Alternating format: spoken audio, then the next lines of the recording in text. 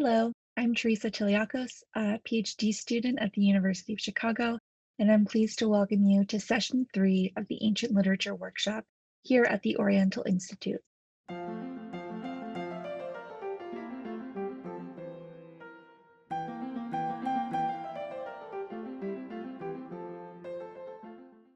In this session, we're going to focus in on one specific group of texts from ancient Egypt that we call today the love songs or love poems.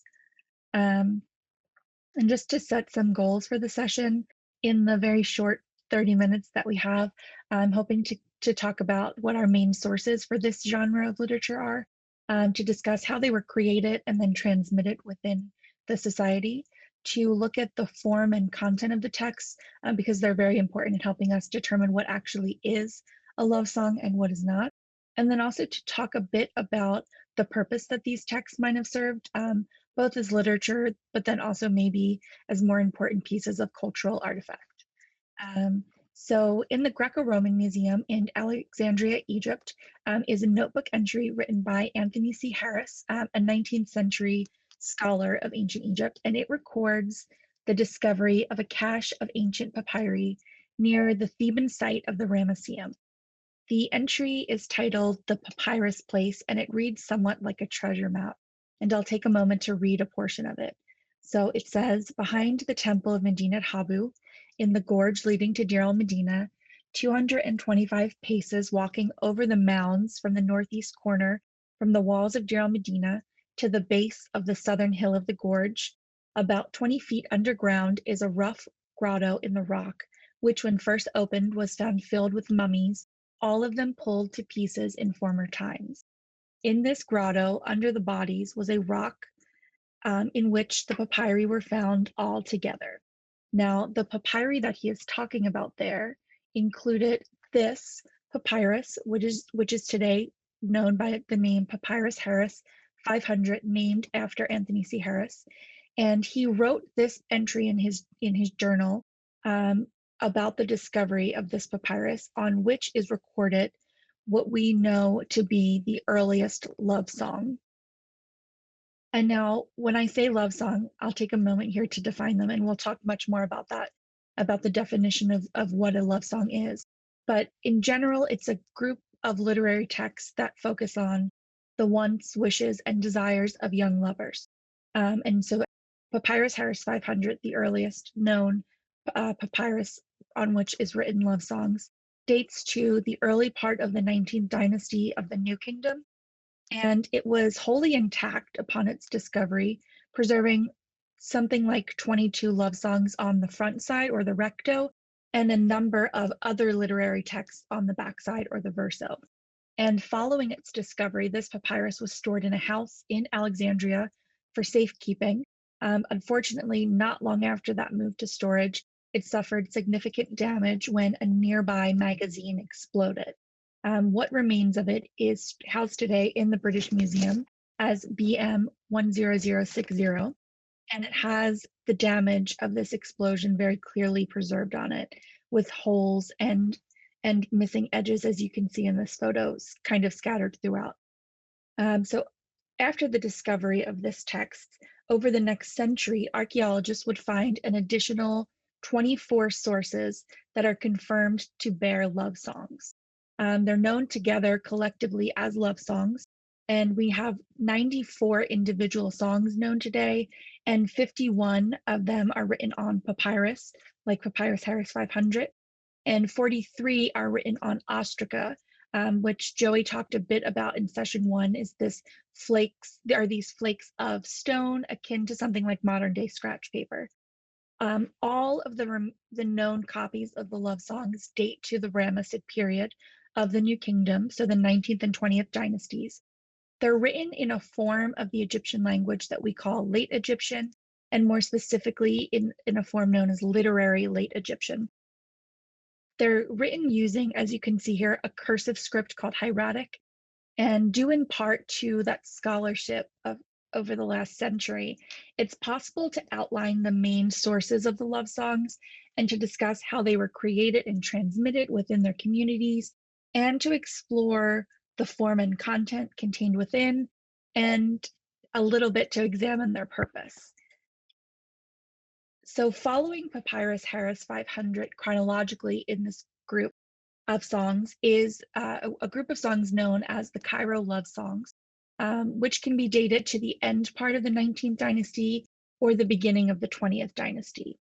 This collection contains 13 songs spread over 31 fragments of Ostracon found at the western Theban site of Deir el-Medina, which was an important village that housed the community of workmen who built and decorated the tombs of the pharaohs of the New Kingdom in the Valley of the Kings.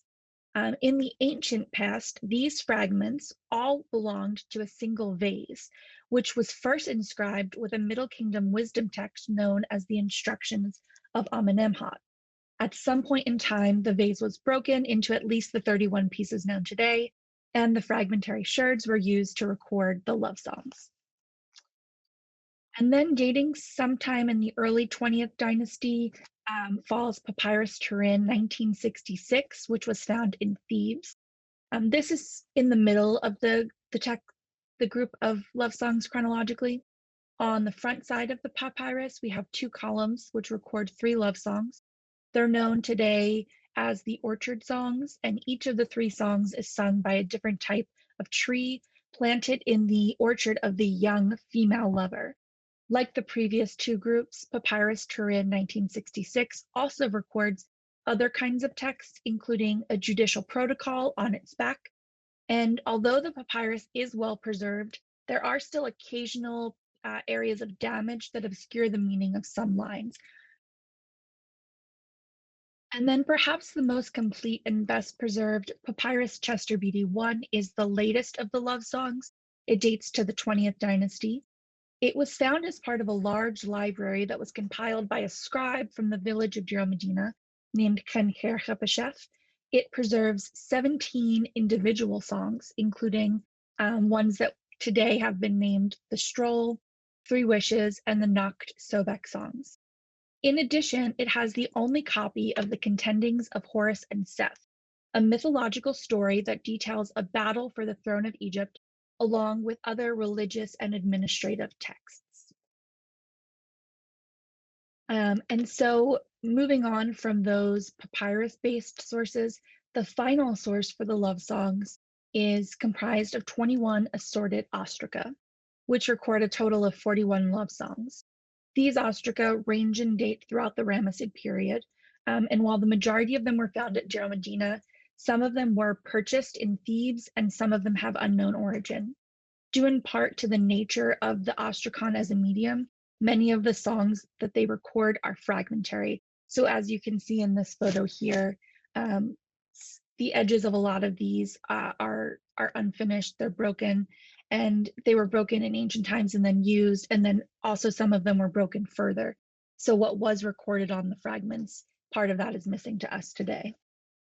And then just as an overview, so you can see the majority of the love songs can be safely provenanced to the site of Deir el-Medina.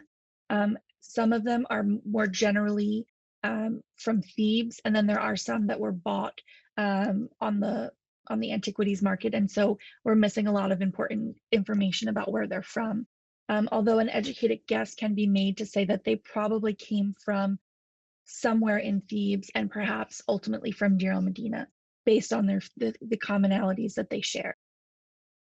And then just as a date, the texts are somewhat difficult to date to individual years, but they spread throughout the 19th and 20th dynasties. At this point, it is important to note again that the term love song is a modern attribution. As the love songs were being discovered, they were not known as the love songs. It was not until they were collected together that scholars began to see connections and similarities between the texts that allowed them to be assigned to this category.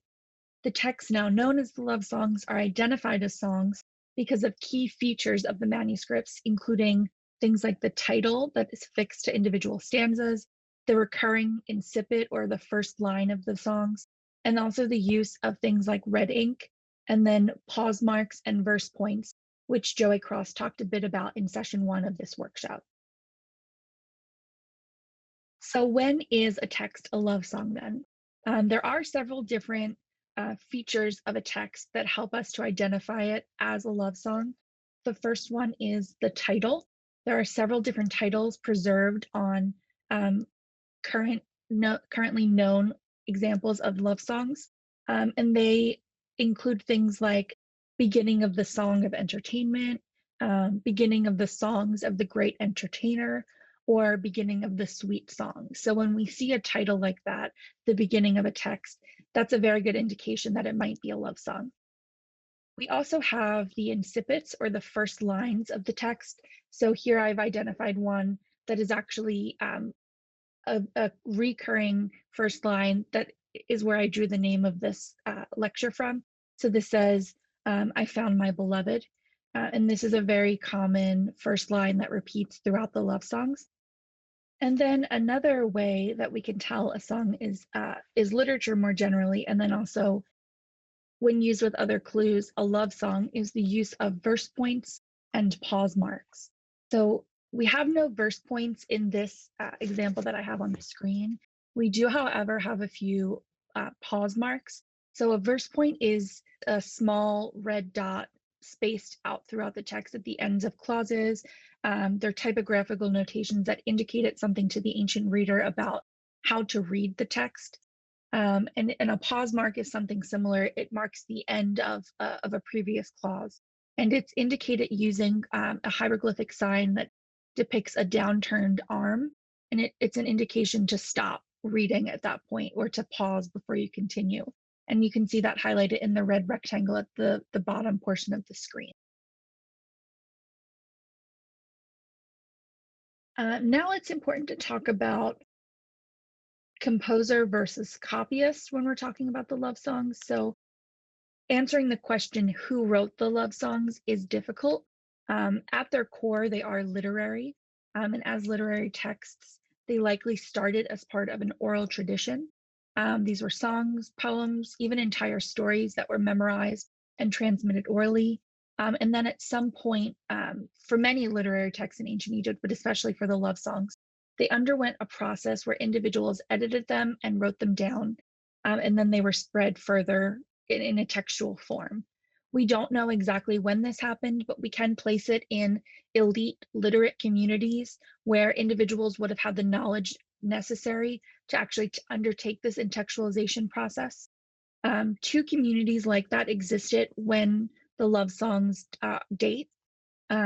One of them is at Deir Medina, which we've talked about a bit. It's the site where many of the love songs were found. And then a similar community existed at the site of Memphis. It's also important to talk about the difference between the author and the scribe. Sometimes they are the same, but not always. In the case of the love songs, individual authors are unknown to us. These texts are not signed, they're not attributed to an individual or to a specific individual. They're more a product of this community of well-educated elites who had scribal training and knew how to read and write the Egyptian language.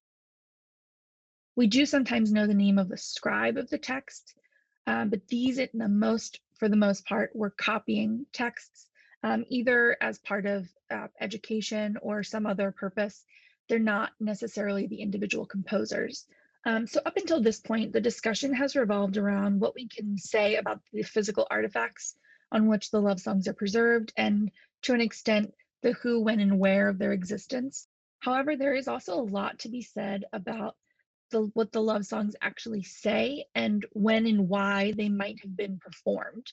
So all 94 love songs feature as characters a pair of young lovers. Occasionally their families show up, and then to a lesser degree, individual gods and goddesses show up. Almost without exception, the only characters who actually get any time speaking in the songs are the young lovers.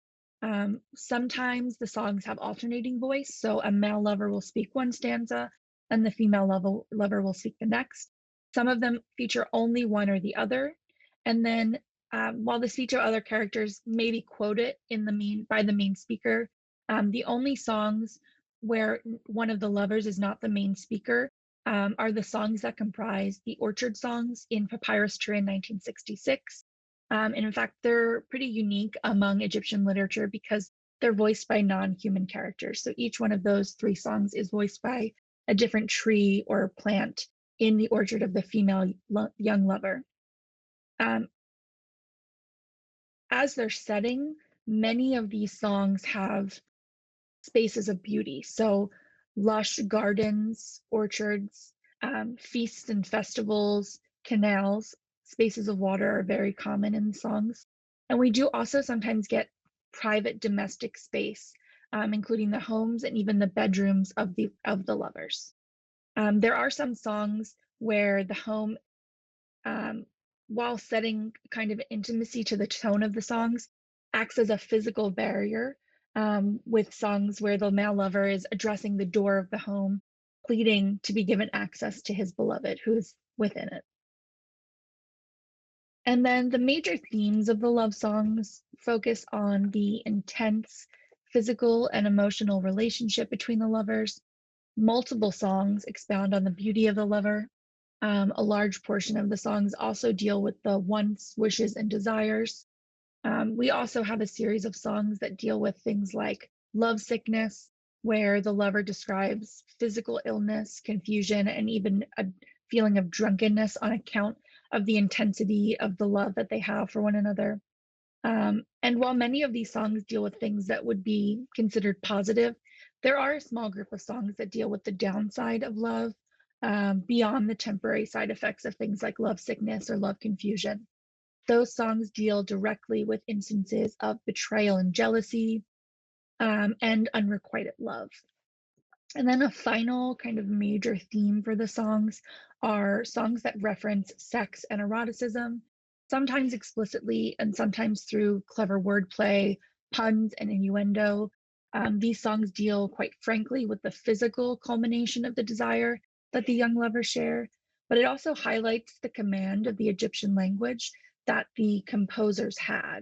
And in fact, there are many words in the love songs that only occur there, and further only occur in one instance, which does sometimes make it difficult to render comprehensible English translations of these texts. And then before I move on, I would also like to talk a bit about the purpose that the love songs might have had. As Egyptologists, part of our task is to understand how a group of texts was being used. And you'll see that theme repeated throughout this series. For some texts, that is easier to do. Legal texts, economic texts, they have clear purposes. For instance, written records of events or verdicts, tax receipts, they have a clear purpose. For the love songs, it's a bit more difficult. We can say, based on features of the actual texts themselves, that they were literary, and also based on the fact that they used this form of the ancient Egyptian language known as literary late Egyptian. With literary texts, it is more difficult to process the true purpose. Literature in the modern age is primarily a source of entertainment, but was it the same in the ancient world? That's more difficult to answer. The titles that we get on several of the texts do tell us that the songs, or at least some of the songs, are meant for some kind of entertainment. This attribution makes it likely that they were meant to be sung or recited, or at least that some of them were intended to be sung or recited. And then the most likely venues for such entertainment are places like feasts and festivals, which themselves are mentioned in the love songs, banquets, that is, times when singing, dancing, and drunkenness were requisite. And while today's audiences often attend an event to hear specific artists, it's more likely that the Egyptians would attend an event for a specific purpose, so to celebrate the feast of a specific god or the banquet of a certain person, and encounter the love songs incidentally as entertainment at that event.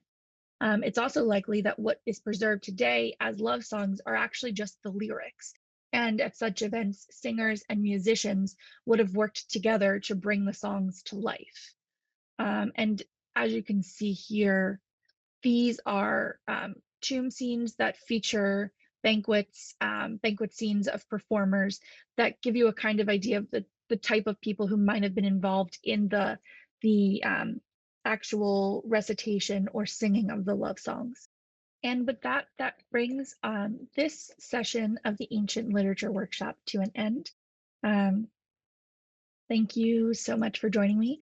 If you have questions, please feel free to leave them as a comment to this video, and someone from the Oriental Institute or myself will hop into the comments to continue the discussion there. Thank you. For over 100 years, the OI has been a leading research center for the study of ancient Middle Eastern civilizations.